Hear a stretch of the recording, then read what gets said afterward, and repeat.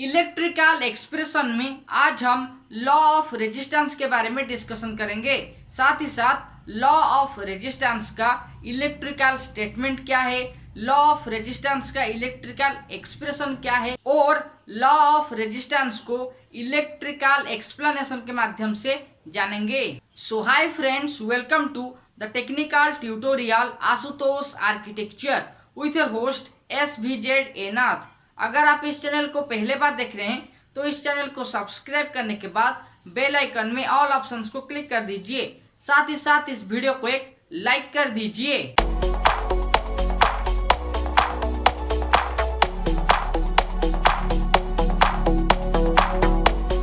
अगर आप competitive tutorial से जुड़े वीडियो के बारे में जानना चाहते हैं जहां पे number series, number system, external electrical work और इलेक्ट्रिकल न्यूमेरिकल से जुड़े क्वेश्चन और उसके आंसर के बारे में डिस्क्राइब किया गया है, तो इस वीडियो का डिस्क्रिप्शन में जो लिंक दिया गया है वहां पे क्लिक कर दीजिए। साथ ही साथ कॉम्पिटिटिव ट्यूटोरियल सीरीज का जो वॉल्यूम आगे इस चैनल में अपलोड किया जाएगा, उस वीडियो के प्रीमियर के दौरान जो क्वेश्चन के आंसर देंगे उनका नाम नेक्स्ट वॉल्यूम में अनाउंस किया जाएगा। तो आप चलिए इलेक्ट्रिकल एक्सप्रेशन में लॉ ऑफ रेजिस्टेंस के बारे में डिस्कशन करते हैं। इलेक्ट्रिकल एक्सप्रेशन में आज हम लॉ ऑफ रेजिस्टेंस के बारे में डिस्कशन करेंगे। साथ ही साथ लॉ ऑफ रेजिस्टेंस का इलेक्ट्रिकल स्टेटमेंट, इलेक्ट्रिकल एक्सप्रेशन और इलेक्ट्रिकल एक्सप्लेनेशन के बारे में जानेंगे। तो पहले जानते हैं लॉ ऑफ रेजिस्टेंस का इलेक्ट्रिकल स्टेटमेंट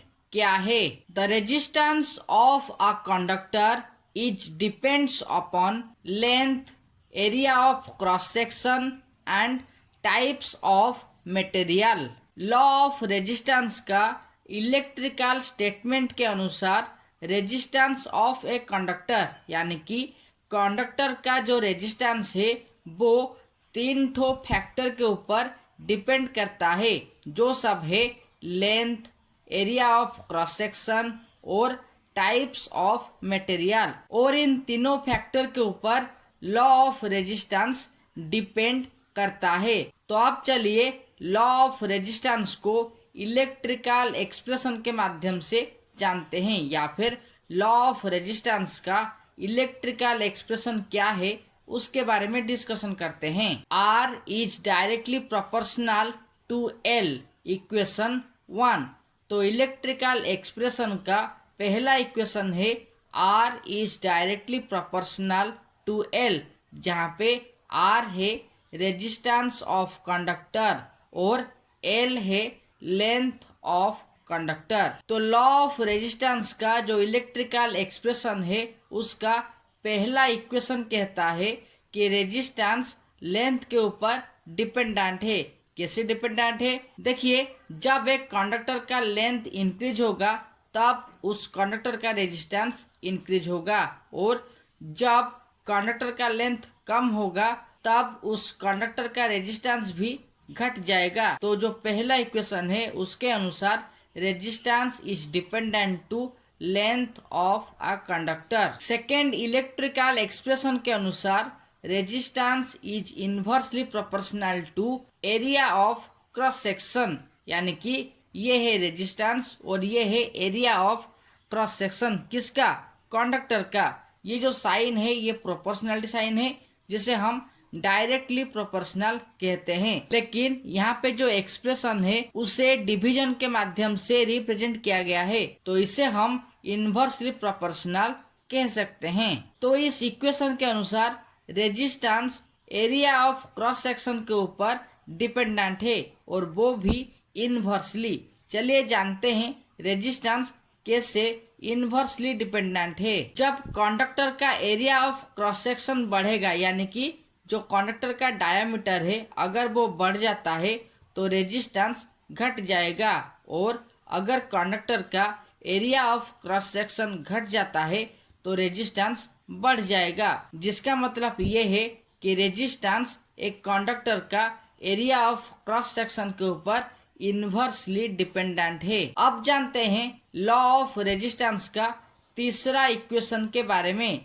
तीसरा इक्वेशन के अनुसार resistance is directly proportional to rho, यानी कि रेजिस्टेंस रो के ऊपर डायरेक्टली प्रोपोर्शनल है, जहाँ पे रो यानी कि स्पेसिफिक रेजिस्टेंस। अगर स्पेसिफिक रेजिस्टेंस एक मटेरियल का या फिर एक कंडक्टर का अच्छा है तो उसका रेजिस्टेंस भी अच्छा होगा, यानी कि अगर स्पेसिफिक रेजिस्टेंस ज़्यादा है तो रेजिस्टेंस ज़्यादा होगा, और अगर स्पेसिफिक रेजिस्टेंस कम है तो रेजिस्टेंस कम होगा। तो ये जो तीनों इक्वेशन हमें मिला, इन तीनों इक्वेशन को हम कॉम्बाइनली फोर्थ इक्वेशन को रिप्रेजेंट करते हैं, जिसके माध्यम से लॉ ऑफ रेजिस्टेंस को हम इजीली या फिर एक इक्वेशन के माध्यम से रिप्रेजेंट कर पाएंगे।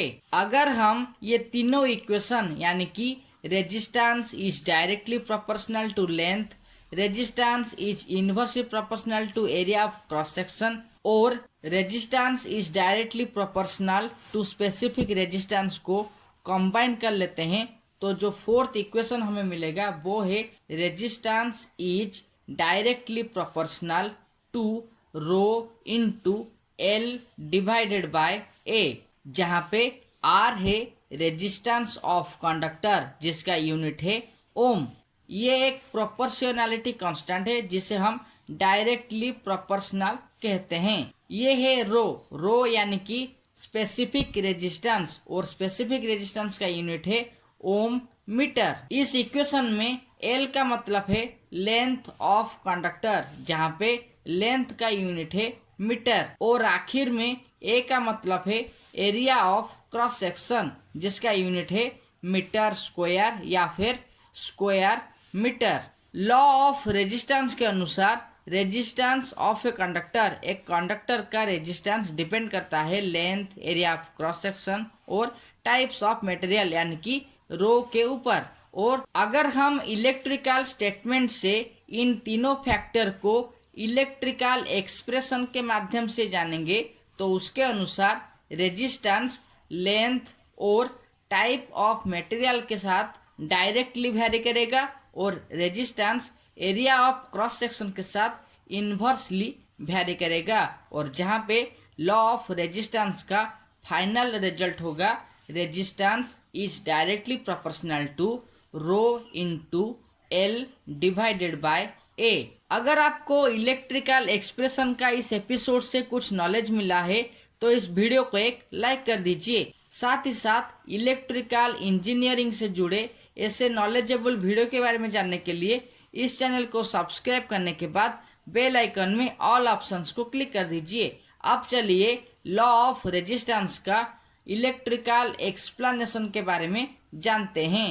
लॉ ऑफ रेजिस्टेंस के अनुसार resistance length of the conductor, area of cross section of the conductor और मटेरियल ऑफ द कंडक्टर के ऊपर डिपेंडेंट है, जहाँ पे अगर कंडक्टर का लेंथ इंक्रीज होता है तो रेजिस्टेंस इंक्रीज हो जाएगा, और अगर कंडक्टर का लेंथ घट जाता है या फिर कंडक्टर का लेंथ कम है तो रेजिस्टेंस अप्रोक्सीमेटली घट जाएगा। अगर हम एरिया ऑफ क्रॉस सेक्शन यानी कि कंडक्टर का डायामीटर के बारे में डिस्कशन करेंगे तो अगर कंडक्टर का डायामीटर ज्यादा है तो रेजिस्टेंस कम होगा, अगर कंडक्टर का डायामीटर कम है यानी कि एरिया ऑफ क्रॉस सेक्शन कम है तो रेजिस्टेंस बढ़ जाएगा, और आखिरी में जो मटेरियल है कंडक्टर का वो कौन सा क्वालिटी का है उसी के हिसाब से डिपेंड करता है रेजिस्टेंस, और इन तीनों फैक्टर के ऊपर डिपेंड करता है लॉ ऑफ रेजिस्टेंस। जहाँ पे लॉ ऑफ रेजिस्टेंस को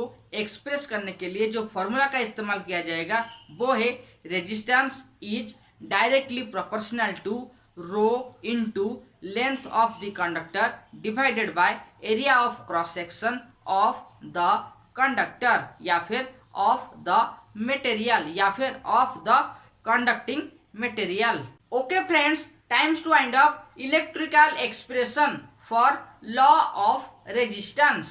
If you have any questions, then ask me by comment with prefix hashtag SvzANath. For knowledgeable videos and vlog, you can check the link in the description. And for more videos related with electrical engineering, competitive tutorial and electrical experience, you can click on iCards and also watch these suggestion videos. Till then, subscribe, like and share ASHUTOSH'S Architecture, and don't forget to click the all options of the bell icon so that you never miss another update related with electrical expression, electrical quantity series, electrical model papers, electrical numericals, electrical practical, electrical engineering, electrical experience and competitive tutorial. So stay tuned, Ashutosh Architecture. Thank you.